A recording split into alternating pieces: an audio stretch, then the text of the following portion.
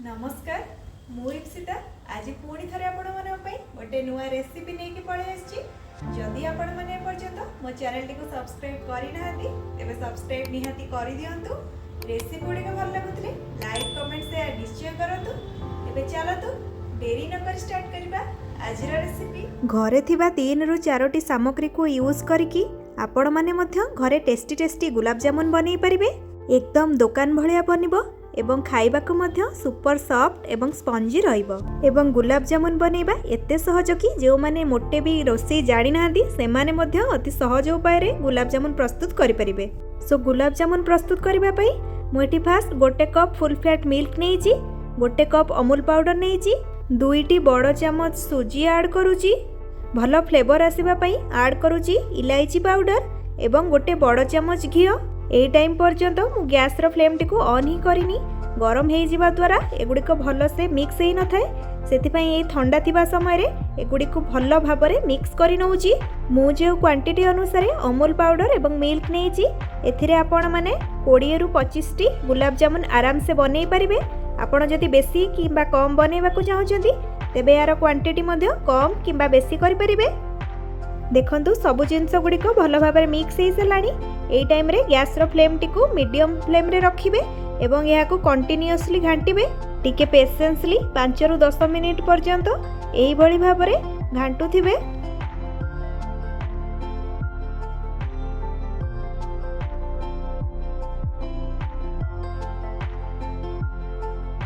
देखंतु 5 मिनिट परे पैन रु ए सब भल से छाड़ी आसिलाणी। टिके भल से छाड़ीबा पई मु गोटे चामच घिओ ऐड कर दोची, ताहले इजीली हमर कड़ाई रे जा अवशिष्ट लागिची ता मध्य भल से मिक्स हेकी पळै आसीबो।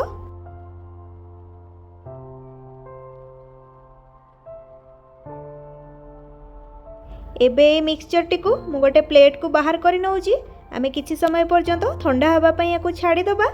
ठंडा हबा आगरु याको भल भाबरे गोटे छोटो स्पून सहायता रे एमती चापी देकी खेड़ेई देबे, ताले ठंडा बहुत कम समय रे एवं बहुत सहज रे हेई जिवो। एटा ठंडा हवा भितरे आमे गुलाब जामुन पई सीरा प्रस्तुत करि नबा। सीरा बनेबा पई मु एठी 1.5 कप चीनी नेइची एवं चीनी जेतिकी परिमाण रे नेबे पानी मध्य सेतिकी परिमाण रे नेबे। मु एठी 1.5 कप बलिया पानी मध्य नेइची। भल फ्लेवर आसीबा पई 2 रु 3टी इलायची मध्य ऐड करि नउची। गैस रो फ्लेम टी को मीडियम रखिबे एवं भल भाबरे मिक्स करि नेबे। चीनी देखंतु हमर धीरे धीरे मेल्ट होबा स्टार्ट करलानी। यार सीरा प्रस्तुत करिबा पई मध्य मोटे भी बेसी समय लागिबोनी, संगे संगे प्रस्तुत हे जिवो।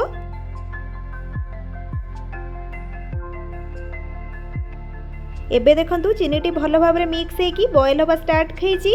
मु एबे हाथ रे आनी की देखुची एमती सिंगल थ्रेड भडिया जिंस जदि आपण माने देखिबे तेबे जानिबे जे सीराटी हमर परफेक्टली रेडी हे सारिची। आमे गुलाब जामुन बनेबा पई जे मिक्सचर टी को ठंडा हबा पई छाडितिले एबे सेटा पूरा नॉर्मल टेम्परेचर को पळै आछि।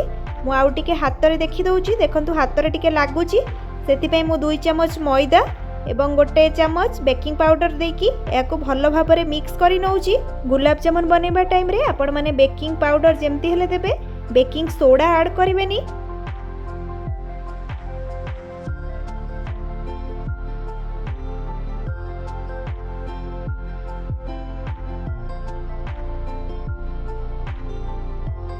देखंतु हमर डोटी केते सुंदर भाबरे प्रस्तुत हे गला एवं एबे हाथ रे मध्य लागुनी। गुलाब जामुन बनेबा पई परफेक्ट डो हमर धीरे धीरे प्रस्तुत हे गलानी।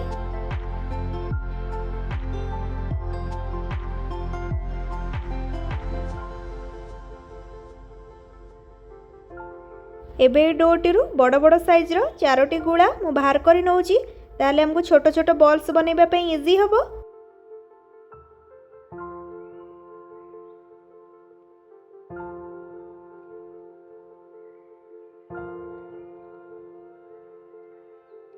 एई भली भाबरे गोटे गोटे करी छोट छोट शेप रे आपण माने बाहर करि परिबे। मु छोट छोट गुलाब जामुन बनौची, आपण माने जदि बड़ साइज रो गुलाब जामुन बनेबा को चाहउछथि तेबे यार साइज टी टिके बड़ करिवे।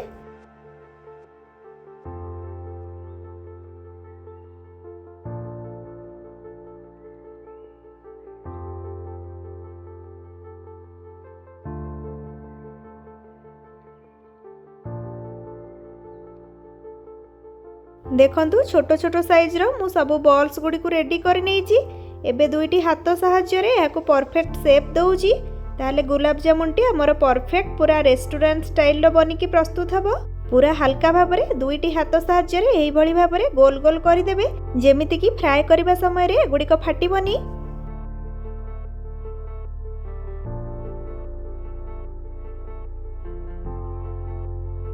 गुलाब जामुन गुडी को मु केते सुंदर भाबरे परफेक्टली शेप दे सारिची। एबे ए सब को आमे फ्राई करि नबा।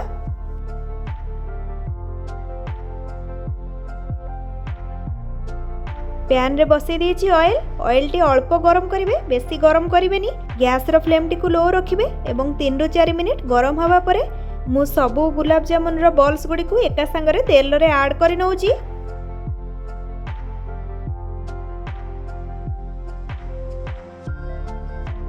गोटे पट साइड भल भाव में आ गोटे पट साइड को टर्न करेंगे। जमा भी तरतर हेबेनी, धीरे धीरे ट्राए करेंगे ताले आपणकर गुलाब जामुन गुड़िक परफेक्टली फुलिबो एवं खाइबा पाई मध्य पूरा स्पंजी बनिबो।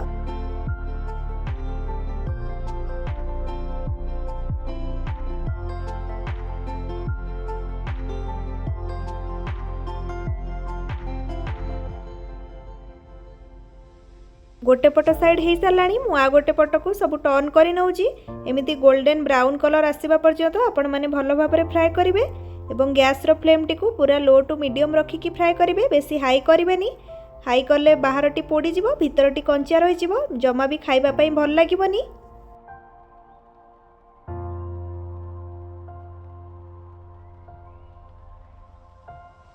देखंतु मोर परफेक्ट गोल्डन ब्राउन कलर पळै आसलानी।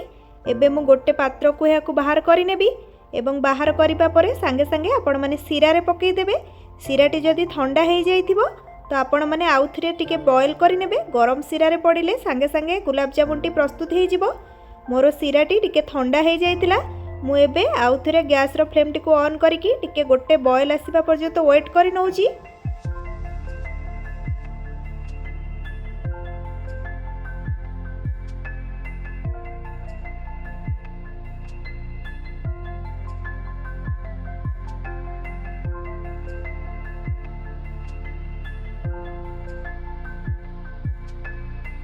एबे देखंतु हमर बनिकी रेडी हो गला सुपर सॉफ्ट एवं स्पंजी गुलाब जामुन। आपण एमाने याको चाहिले गरम रे भी खाई परिबे किंबा टिके समय वेट करके ठंडा हबा परे मध्य टेस्ट करि परिबे। ई गुलाब जामुन रो रेसिपीटी बनेबा पई मते मात्र 30 मिनिट समय लागितिला। एई रेसिपीटी बनेबा बहुत सहज एवं बहुत कम समय रे मध्य प्रस्तुत हो जाइथे। तेबे आपण माने मध्य घरे ट्राए करंतु। गरमा गरम गुलाब जामुन आपण मानक फैमिली मेंबर्स को मध्य टेस्ट करंतु। आजि पई एतिकी, पुणी देखा हबो आ गोटे नुआ रेसिपी सहित।